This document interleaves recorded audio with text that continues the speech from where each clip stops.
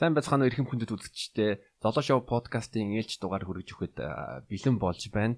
Өнөөдрийн зочинтой бол маш чухал сэдвээр ярина. Хүний эрхийн тухай ярина. Тэгээ сүүлийн үед юу болж байгаа ярина. Тэгээ өнөөдрийн зочин маань бол эрх зууч Мягмар Дорж мөн бас UB Post болон Gogo-цэг имэн дээр англи монгол хэл дээр нийтлэл бичиж байгаа. Тэгээ бас удахгүй синхрон орчуулагч болох гээд байгаа. Тийм. За баярлалаа. Чөлөө цагаараа нийтлэлэгчтэй. Одоо хурлын орчуулгын синхрон орчуулгын сургалтанд сууж байгаа. Тэгээ миний эхний асуулт бол өөрөө бол эхлээд уул уурхай инженер байсан байна.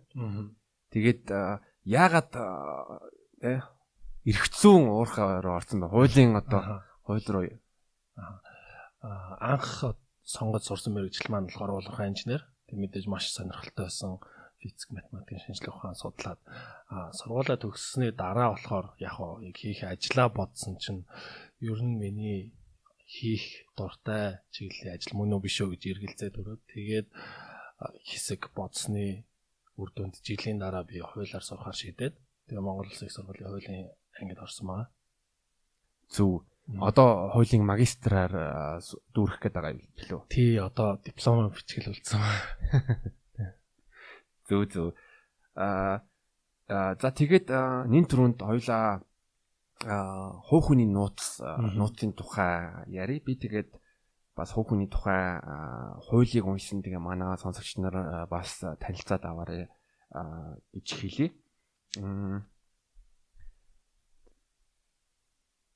За хувь хүний нууц гэж Монгол улсын болон гадаадын иргэн харьяалалгүй хүн Монгол улсын хууль тогтоомжид нийцүүлэн нууцлсан бөгөөд задруулбал тухайн хүний хууль ёсны ашиг сонирхол, нэр төр, алдар хүндэд илтэд хохирол учруулж болзошгүй мэдээ баримт бичиг бид зүйлийг хэлнэ.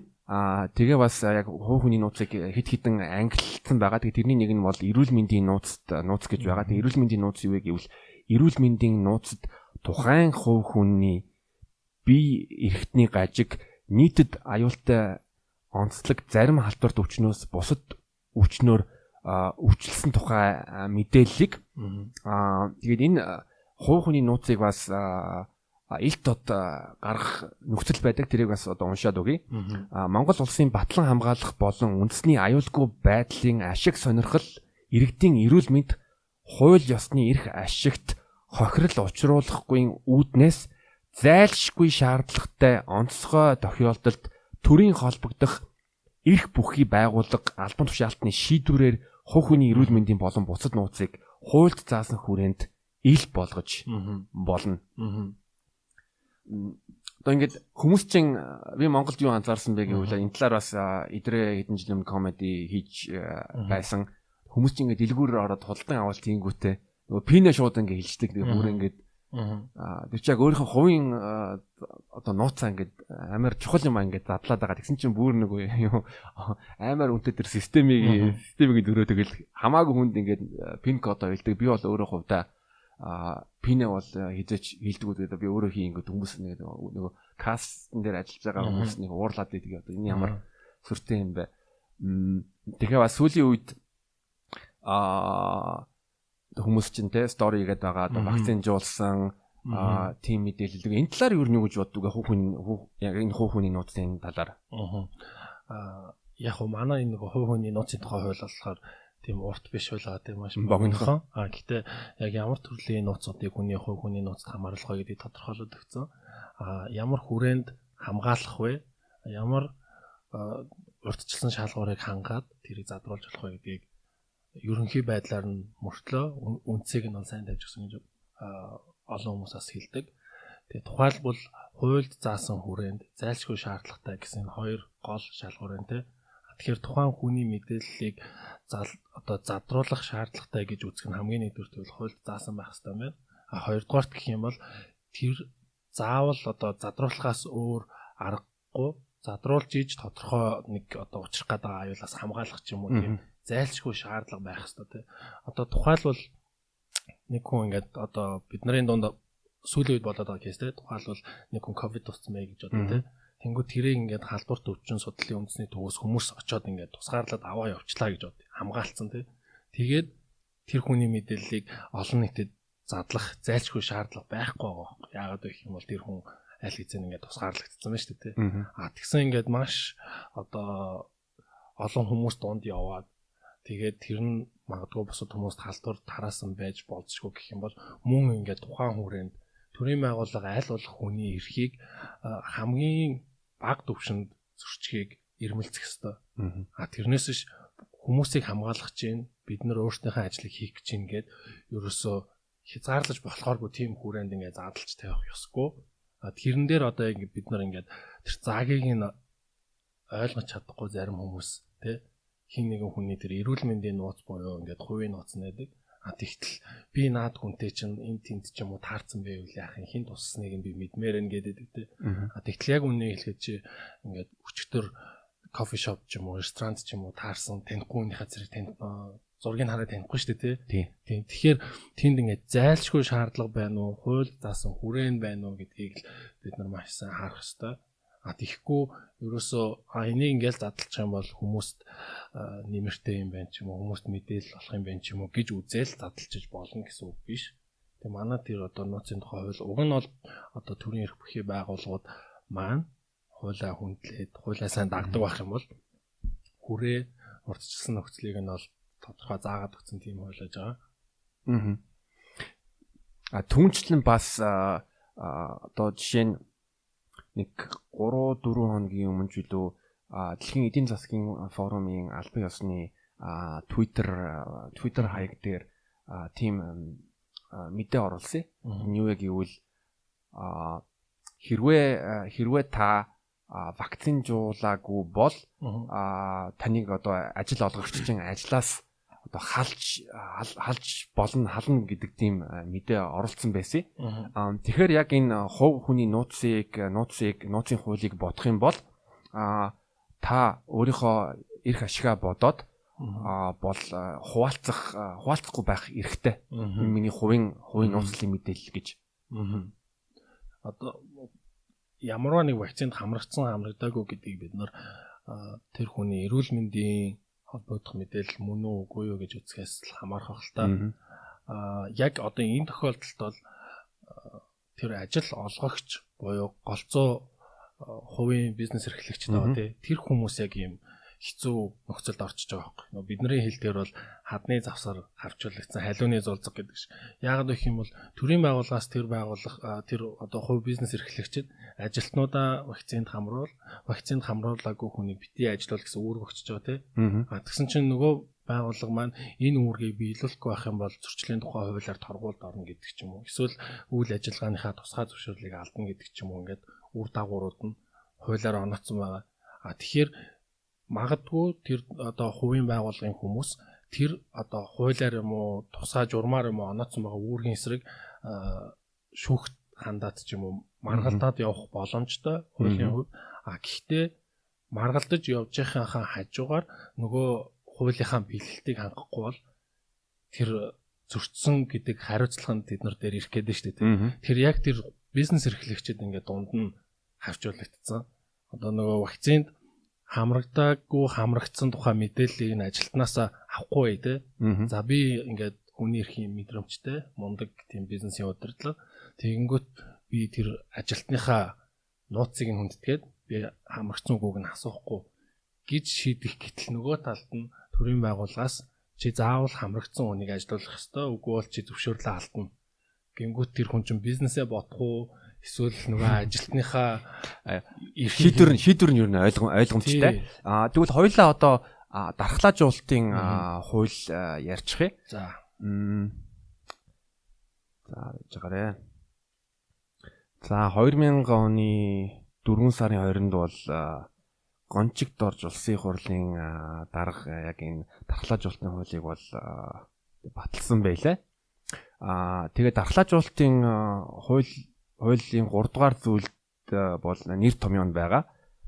Заавал хийх дархлаажуулалт гэж дархлаажуулах насны бүх хүнийг заавал хамруул зохих дархлаажуулалтыг тэгээ сайн дурын дархлаажуулалт гэж байгаа гэж иргэн өөрийн хүсэлтээр дархлаа жуулах бэлтгэл хэрэглэхийг. Тэгээд ер нь альва вакцины дархлаажуулалт хийх гэж байгаа хүн бол сэргийлэх тарилгын ач холбогдол түүнээс татгалзсан тохиолдолд гарах хор уршиг эмнэлгийн харшлах заалт тарилгын дараа үүсэж болох хүндрлийн тухай бүрэн бодит мэдээллийг эрүүл мэндийн байгууллага мэргэжлэнээс шаардаж авах ёстой гэж байгаа ер нь иргэний эрхтэр болон дархлаажуулалтын хууль дээр. Тэгээд заавал хийх дархлаажуулалт дээр бол сүрье байгаа. Халдвар цаа, полиомиелит, Б вируст, гепатит, саху, хөхүүл ханиад татран улаан бурхан, Б хэв шинжин хемофилиус, инфлюензаны ангийн халдвар, гахай авдар улаануудын эсрэг сэргийлэх тарилга орно. Энэ бол юу? Заавал хийх дархлаажуулалт. Харин одоо сайн дурын дархлаажуулалтын тухай 10 одоо уншия. 12-1 халдварт өвчний эрсдэл ихтэй орон нутаг улс оронд зорчих иргэн ажил үйлчилгээний онцлогоос шалтгаална тухайн ажил эрхэлж байгаа хүн холбогдох журмын дагуу дархлаажуулах бэлтгэлийг сайн дурын үндсэн дээр хийлгэж хэрэглэж болно. Энэ тохиолдолд сэргийлэх тарилгын төлбөрийг тухайн иргэн өөрөө хариуцна.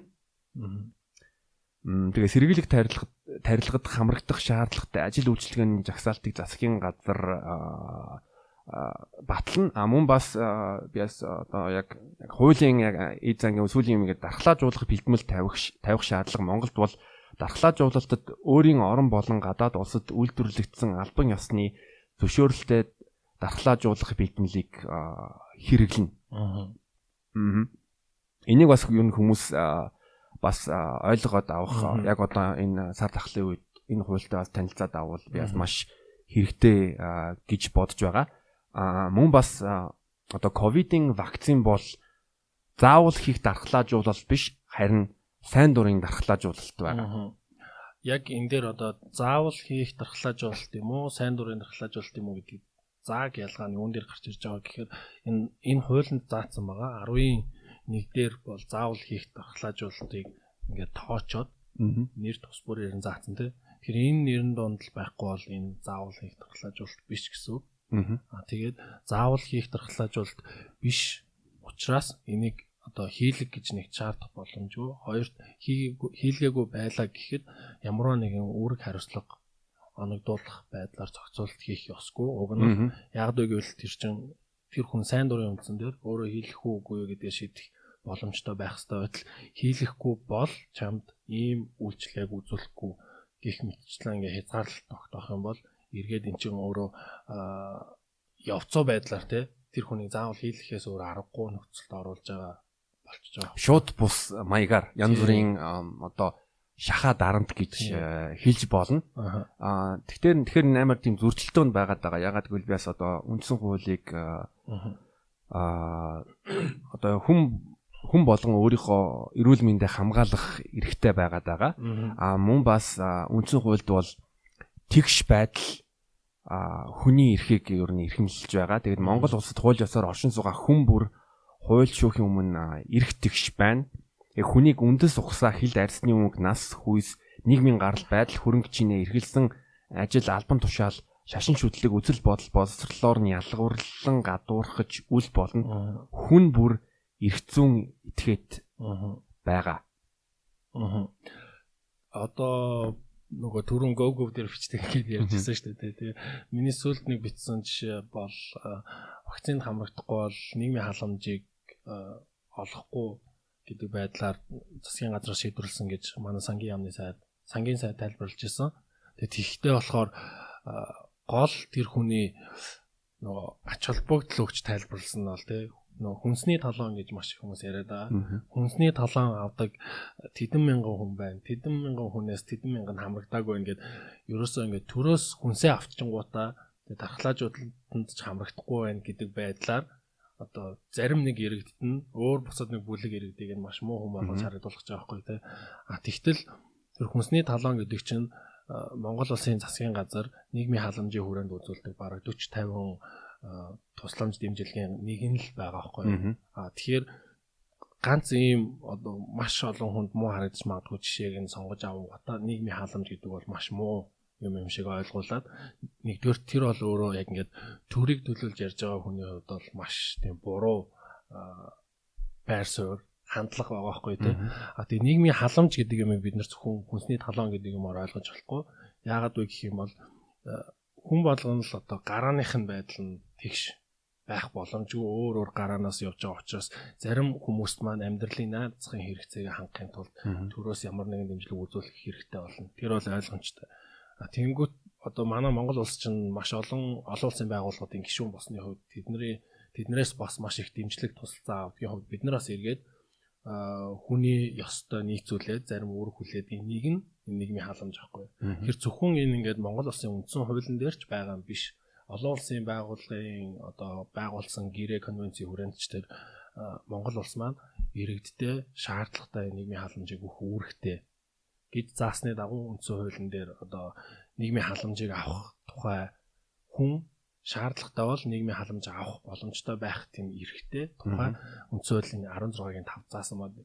Тэгэнгүүт энэ манай засгийн газрын авч иржүүлж байгаа арга хэмжээ тэр хүний нийгмийн халамж авах эрхийг нь заавал хамрагдах шаардлагагүй вакцинаар далиндуулаад хязгаарлаж байгаа байхгүй тий. Яг шууд нийгмийн халамжийг ингээд зогсоочихгүй. Яг адилхан нь түрүүний тий нэг хүний ингээд булан шахаад байгаа юм шиг шууд ингээд зогсоочихгүй. Гэхдээ чи вакцин хамрагдахгүй бол нийгмийн халамж авахгүй.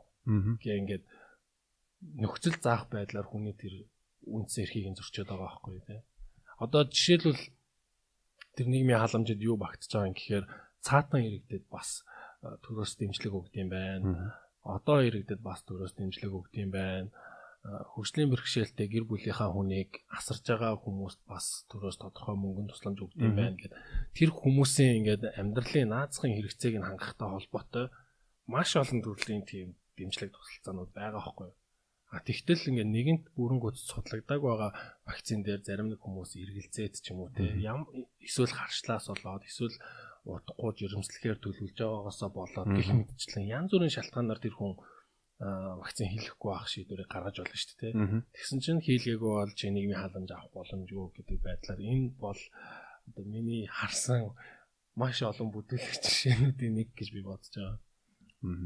Тэгээ бас 2-3 сарын өмнө вакцинжуулалтын аян эхэлж байх үед мэдээлүүд дээр бас одоо жишээ нь бүрэн вакцинжуулалт хийлгээгүй хүмүүс одоо орон нутаг руу зорчиж болохгүй гэж байсан. Гэхдээ би өнөөдөр улсын онцгой байдлын цахим хуудас дээр 5 сарын 22-нд яг орон нутаг руу зорчих тийм журмаа гаргасан байлээ. Тэрэн дээр хүндэтгэлийн шалтгаанаас вакцинжуулаагүй хүмүүс 72 цагийн хүчинтэй PCR шинжилгээг нь нотлуулах юм бол орон нутагт бол зөрчиж болно. Тэгэхээр би юу хэлж чинь гэвэл яг иргэдээ ингээд айлгангуудаа одоо зарим хүмүүсийг одоо нэг дарамтлалт гэж хэлж олно.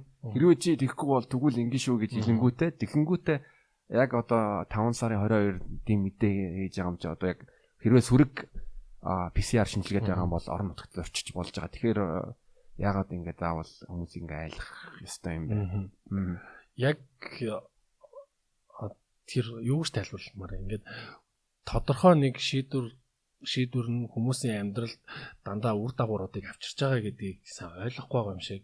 Одоо жишээлбэл юу гэдэг чинь те даваа гаргийн өглөөний 6 цагаас эхлээд машинтайгаа зорчихдоо QR кодтой байх ёстой гэдэг шийдвэрийг бүтэн сайнны оройны 11 цагт хэлж явах те. Ямар ч хүн ингээд тэрийг өглөөс ирсэн чинь чи QR кодтой зорчих ёстой шүү гэдэг үүрэг өгчөрсөн. Тэрийг хүн яаж биелүүлж ингээд явах юм те. Тэгээд нөгөө хүмүүс өгдөг ганц тайлбар нь юу вэ гэсэн чинь эн чинь цар тахал штэ. Анх удаа штэ гэлтэй. Яг үүндээ бид нар одоо ийм нөхцөлд ингээд бараг 2 жил болох ч штэ те. Жил хагас болж штэ. Тэгэхээр хүмүүст яаж хамгийн бага ингээд нөгөө дараа учруулах уу? Хүмүүст яавал ингээд бэлдээд өөрсөндөө ингээд ая тухтай эсвэл саадгүй төв бэрхшээлгүй яаж зохицуулах уу гэдэг боломжийг өгье гэсэн тийм хандлага тэнд яг дутаад байгаа байхгүй юу те. Ингээл шийдчихээ. Эсвэл ингээд хэлчихээ. Тэгээд ингээд бэлдэнгүүт нь бид нэр ингээд өөрчилчихээ гэдэг ч юм уу нэг тийм тоглоом тоглоод байгаа юм шиг те. Тийм гэж бодоод байна шүү. Тийм тэгээ бас ер нь бол манай подкастыг сонсож байгаа хүмүүс бас хуулаа уншаарай, бас хуультайгаа танилцаад аваарай. Ингээ хуулийн уншингууд нь бас одоо мэдээлэл авдаг амун бас ер нь байдлыг илүү сайн ойлгож авч чадна. Би өөрөө Польшд олон жил амьдарсан. Тэгээд Польшчин түүхийн хичээл дээр 2 дугаар дайны талаар маш их ярьдаг. Ягаад гэвэл Польшчин тухайн үед 2 дугаар дайны өмнөх үед бол хамгийн том еврейчүүдийн амьдардаг орнуудын нэг байсан. Тэгээд яг тэр үед нь одоо чинь Германд ялгуурлан гадуурхаж эхэлсэн одоо Герман иргэн байж болно. Гэхдээ хэрвээ еврей юм бол тэгвэл чинь ингээд тэмдэг зүүдэг. Тэгэнгүүт нь дараа нь одоо жишээлбэл зарим одоо байгууллагууд одоо зөвхөн одоо цэвэр Арын гаралтай германчуудад үйлчлэн жүүдүүдэд үйлчлэхгүй. Түүнтэй ингээ холбогдуулна бас South Africa Өмнөд Африк гэж хэлэхгүй. Өмнөд Африк ч гэсэн одоо бараг 80-аад он хүртэл апартайд гэж байсан. Өөрөөр хэлбэл арьс үгний өнгөөр ингээ ялгарладаг. Цагаан хүмүүс тусдаа хар арьснууд нь тусдаа. Одоо тэгсэн чинь бас нэг нийгмийн одоо талцал болж эхэлж байна. Хэрвээ та вакцинжуулсан бол танд одоо үзүр үйлчилгээ ч юм уу болно. Хэрвээ та вакцинжуулаагүй бол та одоо гэрээсээ гарч баг гэрээсээ гарч болно л доо. Гэхдээ очих газаргүй. Тийм.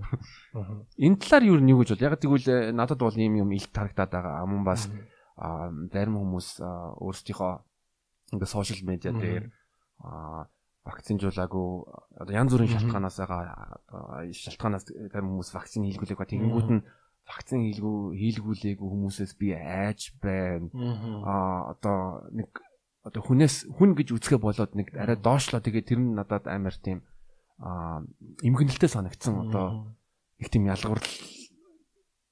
Би тэгээ яг тэр нэг юуны Германы тэгээд Өмнөд Африкийн жишээ хэлэхэд арай л хүн. Гэхдээ ерөнхийдөө ийш шиг жоохон ойртож эхэлж байгаа гэж би хараад байгаа.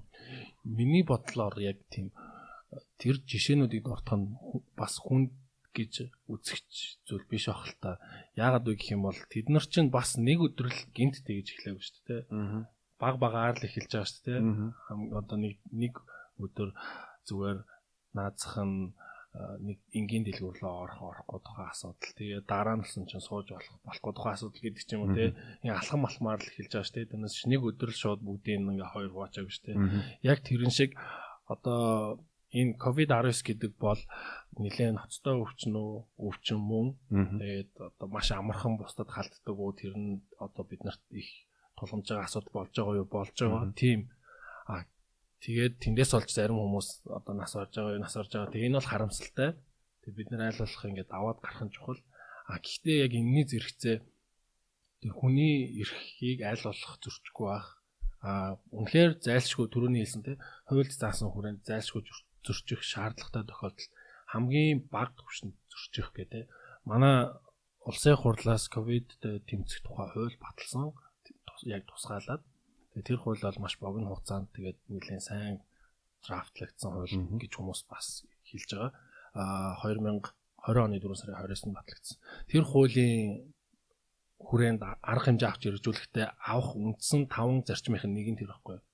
Энэ хуулийн хүрээнд хүний эрхэд тодорхой байдлаар хязгаарлах юм уу халдах хамгийн бага түвшинд хязгаарлах ёстой. Тэгсэн чинь одоо жишээлбэл юу гэдэг чинь вакцинтай вакцингүйгээр нь оруулахгүй байдлаар ялгаж бид нар урьдчилан сэргийлнэ. Энэ бол хамгийн амархан шийдвэр байхгүй. Энийг одоо юу гэдэг чинь те зүгээр нэг дунд боловсралтай одоо боловсролын хувьд дунд зэргийн те туршлагын хувьд дунд зэргийн гэдэг ч юм уу тийм хүн очиод амархан ингээ хоёр хуваач хин ч энийг гаргаж чадах байхгүй те. Энийг гаргахын тулд Harvard, Oxford сургууль сурсан шаардлагагүй те. Тэгтэл бид нар тэнд ингээ мундаг хүмүүсийг ажилуулад байгаа. Бид нар тэндээс аль болох илүү нөгөө хүний эрхийг хамгаалах, баталгаажуулах арга хэмжээгээ авангаа зэрэгцээ бид нарыг бас эрүүл мэндийн байдлаар нь хамгаалах юм ухаалаг шийдэл хүсэж байгаа байхгүй те. Тэгсэн чинь тийм юм ерөөсөй байхгүй. Тэгээд энэ хүний эрх гэдэг асуудал чинь одоо бүр айл эртний Ромын үед те өмчи ирэх зүгээл яригдчихсэн, өмчи ирэх гээл яригдчихсэн, хүний одоо газар нутагт халдахгүй байх гээл те. Ерөөсө ямар ч цаг үед байсан л асуудал байгаа байхгүй юу? Одоо тэгсэн чинь жишээлбэл вакцинд хамрагдахгүй чинь тэр хүний өөрийнх нь сонголт өөрийнх нь ирэх байхгүй юу гингүүт нэг л их ирэх ярьсан хүмүүс үүргээ мэдхгүй ингээд амар сони явцруулж тайлбарлалтай. Тэгтэл тэр хүн өөрөө тэгж хэлж ийн гэдгийг тэр хүн өөрөө үзэл бодлоо илэрхийлэх эрхээ эдэлж байгаа байхгүй юу? Тий.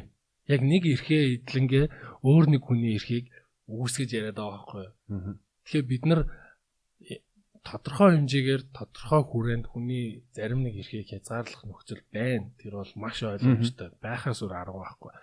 Гол нь тэр нь зайлшгүй юм уу, зохих хүрээндээ юм уу, үндэслэлтэй юм уу гэдэг тэр л асуултуудыг бид нар асууж явах хэрэгтэй байхгүй тий. Тэгэхгүй болохоор чинь бол ингээд маш их хэмжээлшгүй шахуу эрх мэдэлтэй. Тэгээ бидний татварыг сар болгоо авч байгаа тий. Тэгэнгүүтээ тэрэн дээр бид нар л ямарваа нэгэн байдлаар хяналт тавьж явахгүй бол дураараа дүүргэх маш амархан тийм хүмүүс байх боломжтой шүү дээ тий. Тийм болохоор ингээд ядаж ингээ ганц нэг хүмүүс нь эн чин хүний эрхийг зөрчөөд байгаа юм биш үү? Хүний эрхийг хамгаалах талаас анхаарал яасан бэ гэд үг хэлэнгүү. Ерөөсө эрхэл ярьдаг, үүрэг мэдгүй гэд ороод ирдэг. Тэгэхээр цар тохол бол яг хөө бид нар ингээ даваад гарна, вакцинтай болоод, эмчилгээгээ олоод ямар нэгэн байдлаар даваад гарна. Тэрний дараа хүний эрхийг ингээ дураараа зөрчдөг тийм одоо практиктай үлдэхгүй байх юмсан гэдэг хүсэл бол амар их байгаа. Тийм болохоор аль болох төрийн байгууллагаас гарч байгаа шийдвэрүүдийг хүний эрхэд халтж байгаа юу үгүй гэдэг талаас нь харж бичгийг хүсэж байгаа яг энэ одоо хөл хорой ковидын үеэр. Хувь хүн ер нь өөрийнхөө хүний эрхээ ер нь яаж хамгаалж болох вэ? Тэгээ хүний эрхт нь халдах юм бол тэгвэл ямар арга хэмжээ авч болох юм? Яг тухайн тохиолдлоос хамаарна те ямар ирэх байна. Одоо жишээлбэл гэр бүлтэй болох ирэх байна те. Эсвэл сонгогдох ирэх байна гэдэг тухайн тохиолдлоос л хамаарна л да. Тэгээ мэдээж тэр хувь хүн эрхээ яаж хамгаалах вэ гэх юм бол яг ямар эрхтэйгээ мэдхээс л эхэлнэ те. Монгол улсын иргэд болон Монгол улсад байгаа хүмүүсийн баталгаатай эдлэх эрхийг үндсэн хуулийн зааж өгсөн байгаа. Тэр нь бол үндсэн хуулийн 16 дугаар зүйлд нийт ингээд 16 эрхийг баталгаатай эдлэх эрх гэж згсаасан байгаа. Хамгийн наазах нь тэднийг уншаад за би нэг ийм одоо баталгаатай эдлэх эрхүүдтэй юм байна гэд харах хэрэгтэй. Тэгээд нөгөө эрхүүд маань цаашлаад одоо бусад хуулиудаар зохицуулагдаж байгаа тийм. Тэгэхээр ер нь ингээд суур ойлголттой байгаад хамгийн түрүүнд эрхээ мэдхээс л өөрийнхөө эрхийг хамгаалах тэр ажил нь эхлэх ба. Тэгээд за бүр байг ингээд хуулийг үгсэхгүй уншаа болиё гэхэд миний бодлоо яг энэ хувь хүний бодол. Миний бодлоор бол тухайн зүйлс дээр яг ингэж асуулт асууж одоо хөвчих хэрэгтэй гэх юм уу те. Энэ яг зайлшгүй юм уу? Энэ яг зохистой төвшөнд байгаа юм уу? Энэ яг үндэслэлтэй юм уу те? Хэрвээ зайлшгүй бол яагаад те? Зохистой төвшөнд бол хүрээ нь ямар байх вэ? Үндэслэлтэй бол үндэслэл нь юу гэдэг ч юм уу. Тийм ингээ асуултуудыг өөрөөсөө асуугаад юмыг ингээ тодорхойлж ивэл бас нэг ахиц дэвшил авах гэж бодож байгаа. Тэгээд энэ бол ингээ өөрөө хийх юм те. Бусдаас авч болох юм нь юу гэх юм бол аль болох гайгүй анализ хийж бичсэн ч юм уу, ярьсан ч юм уу олон талын их сурвалжуудыг үзэж харах хэрэгтэй. Хитрхи хайрцаглагдаж болохгүй шүү дээ. Одоо жишээлбэл мегмар дөржин л пост видео нийтлэлүүдийг л хараад байх юм бол бас ингээ хитрхи те ирэх гэсэн юм болч магадгүй шүү дээ. Тэгэхээр аль болох ингээ бас тал талаас нь өөр бусад их сурвалжуудаас юм харж байвал зүгээр юм бол гэж бодлоо. Зөв. Тэгээ бас чамдаас одоо баярлаа гэж хэл яагаад гэвэл яг хувь хүний үүднээс бас маш хэрэгтэй мэдээлэлтэй ерөнхий хууль мэддэг хүмүүс ингээд нийтлүүдийг чинь ингээд унших юм бол ойлгомжтой байдаг, мэдээлэлтэй байдаг. Тэгэхээр хизэнээс эхлээд ер нь нийтлэл бичиж эхлэе. Тэгээд яагаад нийтлэл бичиж шалтгаан чи юу вэ?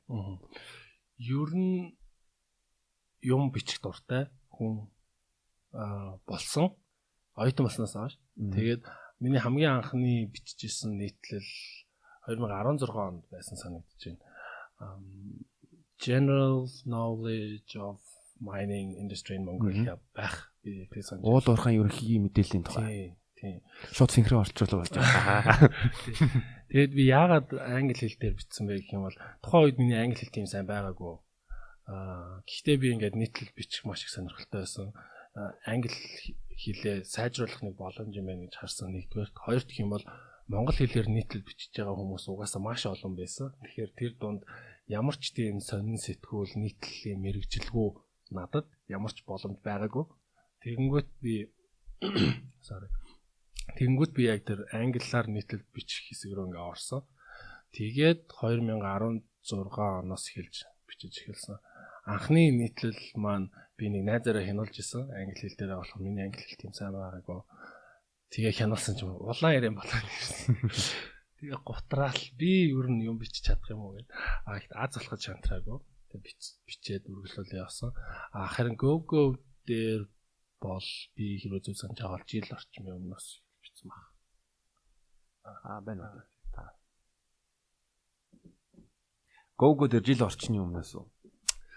Эсвэл хагас жил юм болоо. UB Post дээр тэр 16 оны намраас бичсэн санагдаж байна. Одоо бол ер нь англиар буюу regular contributor буюу байнгын нийтлэгч болсноо. Яг тухайн үеэсээ л хамаарна. Миний бичдэг сэдв маань ерөөсөө хуультай холбоотой болохоор хуультай холбоотой болж байгаа үйл явдлууд дээр бичмээр зүйл гарч ирэх юм бол бичдэг. Тийм яг бас тогтмол нийтлэлдэггүй. Тийм аа. Яс ажлын шугамар эдийн засгийн болон худалдааны салбарын тайлан бичдэг. Тэрнээс би юу ойлгож авсан бэ гэвэл хүн ингээд юм бичихтэй одоо мэдээлэл нэгдүгээр баттай их сурвалжтай байх ёстой. Тэгэхээр илүү тийм одоо яг сайн их сурвалжаа одоо давхар шалгаад үнэн бодтой байдлыг хадгалахыг ер нь хичээдэг. Тэгэнгүүтээ бас амар их тийм юу мэдээлэл цуглуулдаг. Тэгэд юм бичсний дараа тэрийг тогтоочдаг. Тийм миний бас нийтлэл бичихтэй зарцуулдаг цаг дийлэнх нь нөгөө мэдээлэл цуглуулах.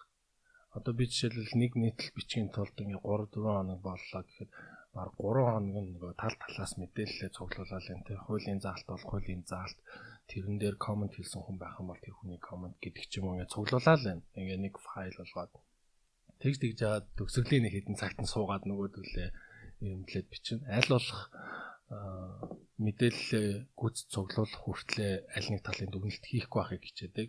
Яагаад гэх юм бол би анханасаа ямар нэгэн дүгнэлттэй явчих юм бол яг тэр өнцгөр бол харах гэдэг нь шүү дээ. Тэгсэн чинь би буруу бодсон байвал яах юм те. Тэгээд дараагийнх нь бас миний бичсэн юмнуудын дийлэнх нь иш татсан юм байдаг. Одоо би яг барагцаалж хэлэх юм бол бараг 20 орчим хувь нь л миний нэг өөрийн тайлбар ч юм уу те эсвэл бодол ч юм уу магадгүй бараг 15%. Бусад нь бол дандаа л тэр хуулийн тэр заалт эсвэл тэр судлаачийн тэр тайлбар гэдэг ч юм уу тийм байдаг те. Аль болох хитрхийн нэг талыг барьсан биш. Тэгээд хүмүүст нэг ойлголт мэдээлэл ч юм уу ингээд бодох өнцгүүд өгөх зорилготой юм бичдэг. Ер нь бол сая би юу гэж бодлоо гэвэл нэг хуулийн тухай нийтлэл бол бичингүүтээ тэр чинь бас яг 3-4 хоногийн судалгаа байгаа болохоор бас хуулийн мэдлэгээ давхар нэмэгдүүлж байгаа юм байна. Тийм одоо хэдий ингээд 2 хагас жил 2.5 жил хуулийн сургалт төгссөн. Тэр нөгөө манай хөтөлбөр болохоор оройн хөтөлбөр байсан. Тэгээ хэдий ингээд тэр 2-3 жил сурсан ч гэсэн мэдээж бид нар чинь бүх хуулийг мэдэхгүй шүү дээ. Одоо жишээлбэл түрүүний ярьсан нууцын тухай хууль ч юм уу, дархлаажуулалтын тухай хууль ч юм уу ингээд бүх заалтуудыг мэднэ гэсэн юм байхгүй. Ерөнхий суур ойлголт байгаа. Сайн дурын дархлаажуулалт, аль бие усны дархлаажуулалт гэж заавал хамрагдах гэдэг ч юм уу те суур ойлголттой байгаа.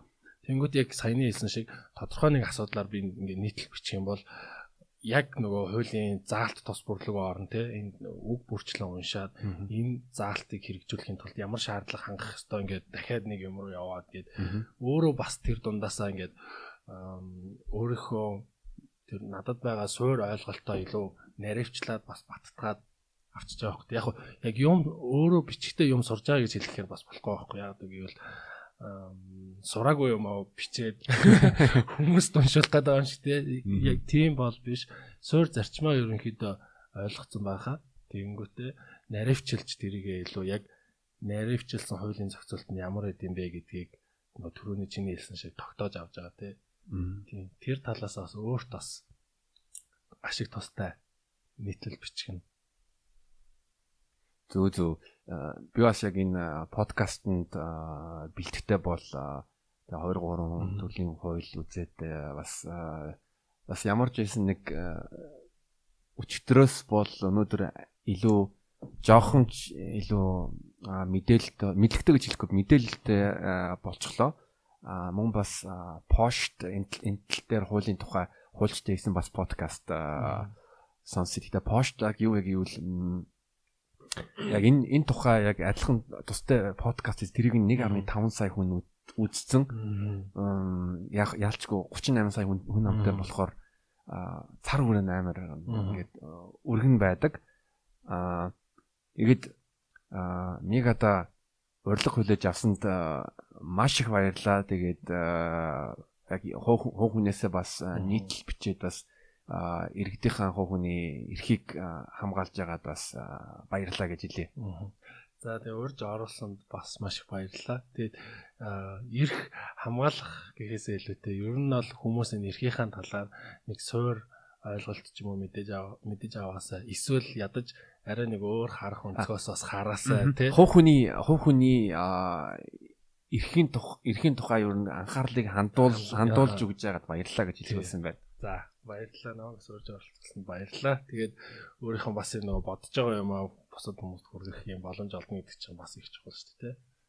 Ийм боломж өгсөн баярлалаа. Баярлалаа. Би бас яг төгсгөлд энэ бол битүүрийн яриа бол хуулийн зөвлөгөө биш. Хоёр хүний чөлөөтэй үзэл бодлоо илэрхийлж байгаа. Мөн бас яг видео description дээр би Мегагийн сошиал холбоосуудыг тавина. Тэгээд тийм болохоор нийтлэлүүдийг нь уншаад аваад танилцаарай гэдгийг уриалъя. За баярлалаа. За баярлалаа.